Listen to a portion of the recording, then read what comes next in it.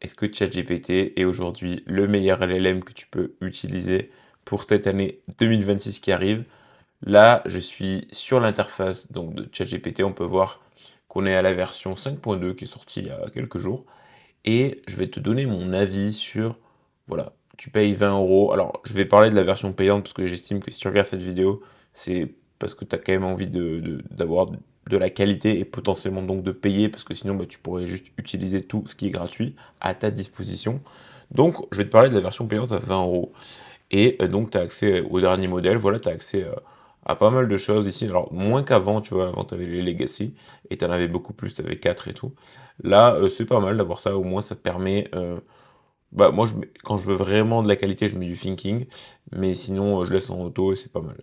Bref, ChatGPT, pour moi, c'est très très bon pour le prix. Alors, évidemment, si on relativise, évidemment, toutes les IA sont très bonnes pour leur prix, elles permettent de faire un tas de choses. Pour 20 euros, en vrai, même la plus nulle des IA, je la prenais il y a 2 ans, tu vois. Maintenant, c'est sûr que si on compare les IA entre elles, ce que je vais pas faire dans cette vidéo, mais je vais te donner tous les points, les bons points et les mauvais points de ChatGPT, parce que sinon ce serait trop compliqué de mettre en relation, il y en a tellement. Mais voilà, donc ce qu'il faut comprendre, c'est que ChatGPT, pour moi, est très très bon sur énormément de points et un peu moins bon sur d'autres. Donc je vais donner, voilà, je vais tout simplement aller sur l'interface et te dire les bons points un par un et les mauvais points un par un. Donc déjà, beaucoup de mises à jour de modèles, ça c'est cool. Ce truc-là est vraiment sympa de pouvoir choisir facilement, c'est assez intuitif, donc ça c'est bien. Ensuite, donc tu as le new chat, voilà, classique, le search chat qui est bien parce que tu peux directement rechercher ton chat par des mots-clés, tu vois, tu tapes, je sais pas, code, ou bon bref, il va chercher dans ta base de données et il va te trouver des choses qui correspondent à des conversations. Voilà, tu vois, il me trouve un truc de code hier. Bon, voilà, c'est très bien. Ensuite, il y a les images. Alors, ça, j'ai pas été, mais je pense que c'est pareil que si tu demandes. Ouais, ça sert, à mon avis, c'est un truc où personne ne va. Voilà, les apps, je pense que c'est un peu pareil. C'est les MCP, à mon avis.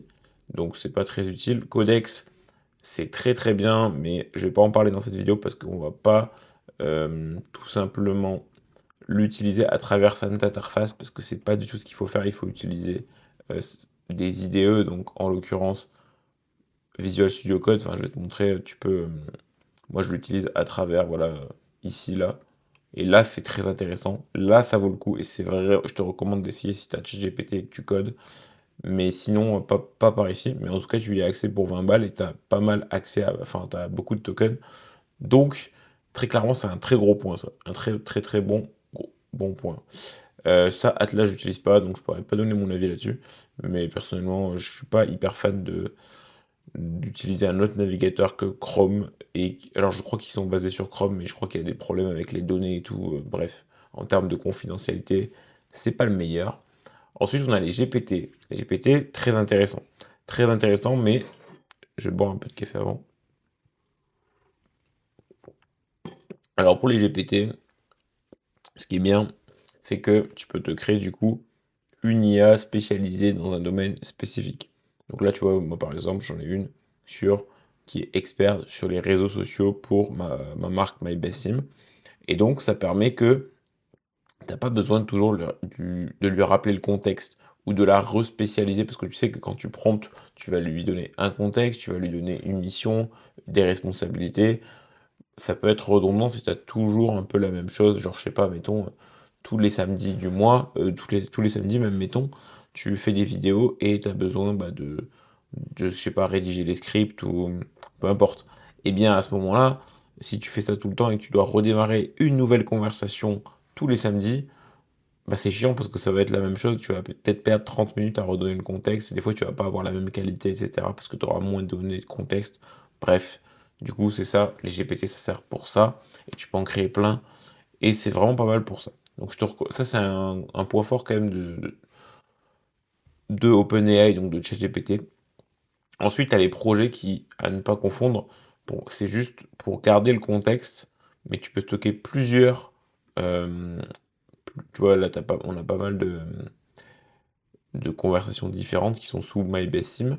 Et donc, en fait, ça a le contexte MyBestSim. Et tu peux donc avoir plusieurs conversations. Ça, c'est vraiment très bien. Ça permet de s'y retrouver facilement, tu vois.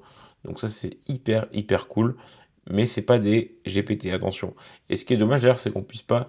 Si, peut-être qu'on peut. Je pense qu'on peut créer des conversations et les ranger là-dessous. À mon avis, on peut, ouais. Donc en fait, non, c'est très bien.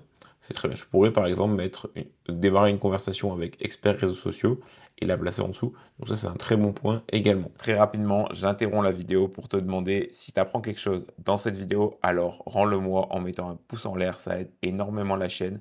Et abonne-toi pour ne louper aucune des prochaines vidéos, car ce qui arrive, ça va vraiment t'apporter, à mon avis, énormément de valeur. Allez, on est reparti. Ensuite, il y a les groupes chat que j'ai découvert il n'y a pas si longtemps, et ça c'est très bien, ça veut dire que tu peux partager ton chat avec quelqu'un d'autre qui utilise aussi ChatGPT. Et donc ça permet d'avoir une conversation tout simplement partagée à plusieurs, intéressant quand tu bosses avec ton associé ou un pote dans ton école ou un collègue de travail, peu importe. C'est vraiment très bien. Moi, mon utilisation, majoritairement, j'utilise juste des chats parce que j'utilise ChatGPT à outrance pour n'importe quoi, pour du code, pour des recherches personnelles, peu importe. Du coup, je vais juste démarrer des nouveaux chats parce qu'il n'y a pas de raison de créer un GPT pour mes usages qui sont pas récurrents ou de faire un projet. À part si voilà, et encore que en vrai j'utilise très peu de projets, je devrais l'utiliser peut-être plus, mais je suis partisan du fait que si j'y pense pas et que ça peut être réglé rapidement via un new chat, alors je fais un new chat et peu importe, c'est pas grave si je me répète de temps en temps. Le but c'est d'identifier les moments où tu te dis, tiens, cette conversation-là, je l'ai déjà faite deux, trois fois, ou je sais que je vais la faire quelques fois, alors là, autant prendre les devants et créer un GPT, ou le ranger, et ou le mettre dans un projet d'ailleurs. Voilà, donc ça c'est pour l'interface qui est sur la gauche. Ensuite, je vais parler de comment ça se passe avec le chat. Donc déjà, ce qui est mieux, c'est qu'on peut mettre déjà des images, des photos. Bon, ça c'est voilà, classique. Beaucoup de files, on peut mettre jusqu'à 10 files, donc 10 fichiers en même temps. Donc c'est vraiment très bien. La Deep Research, c'est quelque chose qui est incroyable. Qui est vraiment incroyable. T'en as, je crois, 25 ou peut-être 10 ou 15 même. Enfin, t'en as quand même pas mal par mois. Et le travail que ça te fait, mais crois-moi, donne un maximum de contexte et ça te fait un boulot énorme, ok? Donc ça, c'est un truc, un gros truc, un gros point positif. Ensuite, tu as les images de création. Pareil, c'est vraiment, alors je sais qu'il y a Nano Banana, etc., c'est vraiment fort, mais là, c'est gratuit quand tu payes ton abonnement. Et regarde, par exemple, la qualité que ça me sort, hein. Ça, c'est des images pour des articles. Tu vois, je donne juste ça comme contexte, c'est moi une image pour un article hyper réaliste. Bam, bam. Enfin, c'est quand même incroyable en vrai la qualité que ça sort. Et ça, par contre, par API, ça coûte 30 centimes, mais là, tu l'as gratuit parce que tu passes directement par l'interface. C'est ça qu'il faut que tu comprennes. Donc, c'est vraiment incroyable. Ensuite, tu vas avoir, bon, le shopping, moi, je l'utilise pas trop, mais je peux lui dire d'aller sur Internet et ça fait le taf. Il peut trouver des bons plans, mais je trouve qu'il est pas hyper bon. Je suis encore meilleur quand je vais sur Internet, donc je préfère me faire confiance. Donc c'est pas un gros point fort pour moi. Le shopping, je l'utilise pas, alors que j'aime bien faire du shopping. Ensuite, tu as le mode agent qui est, pour moi, très bon aussi. Tu peux lui demander de faire des trucs sur Internet, de faire des trucs, en fait, tout simplement. Des calculs, peu importe, des analyses, de te rendre des PDF. Il va démarrer une instance, un ordinateur, et te faire des choses. Et franchement, mon avis là-dessus, c'est que c'est vraiment pas mal. T'en as quand même quelques-unes, tous les mois, je crois, pareil, 20. Et en plus, ce qui est bien, c'est que tu vois, c'est que ça va se stacker. Ça veut dire que si tu les utilises pas, tu vas pas les perdre, en tout cas jusqu'à un certain point. Je crois que là, 40, c'est le max. Donc là, si j'utilise pas ça d'ici le 20 janvier, ben j'en perdrai. Mais bon, voilà. Il faut comprendre que tu perds pas tout et que il faut penser à les utiliser si tu en as besoin. Mais si tu n'en as pas besoin, bon, tu vas pas te forcer. Donc voilà. Mais c'est quand même une super feature et je crois pas que les autres le font. Donc gros point positif également.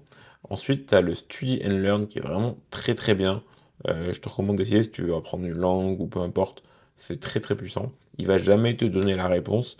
Il va te faire chercher, mais te donner des indices pour t'amener à la réponse avec la bonne réflexion. Donc c'est super top. Recherche web, ça s'active automatiquement. Il n'y a pas forcément besoin de l'activer. C'est comme créer une image. Si tu lui dis de créer une image, il va le faire. Le mode Canva est sympa aussi, pour le coup. Quiz, j'ai jamais essayé. Et les applications, il me semble que ah oui, non, c'est les MCP. Alors, j'utilise pas par ChatGPT parce que je trouve que c'est assez limité, voilà, il y en a pas des masses et voilà, on peut voir qu'il y en a pas trop, trop, trop et on peut connecter les siennes, mais c'est pas, pareil. C'est pas hyp c'est différent des autres LLM comme Claude, par exemple, où c'est beaucoup plus simple, je sais. Là, tu vois, tu peux faire Advanced Setting, tu peux mettre le mode développeur, et là, tu peux créer une app et tu l'ajoutes.